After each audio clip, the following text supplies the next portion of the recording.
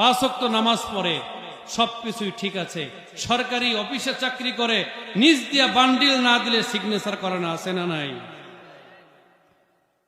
এজন্য এই সমস্ত ব্যক্তিদের নামাজ রোজা কাজে লাগবে না। সুদের এমন ভয়াবহতা, সুদের যত গুনাহ, এর মধ্যে সবচেয়ে নিকৃষ্ট নিম্নমানের গুনাহটা হচ্ছে মায়ের সাথে জিনা করা। নাউজুবিল্লাহ বলে। সুদখোর বান্দা যদি পুরুষ হয়, ওই বান্দা যখন সুদ খায়, আমার আল্লাহ তাআলা তার সর্বনিম্ন গুনাহ দেয় তার মায়ের সাথে জিনা করার গুনাহ। আর যদি সুদখোর কোনো মহিলা হয়, এই মহিলার সর্বনিম্ন গুনাহ হলো তার বাবার সাথে জিনা করার গুনাহ হয়।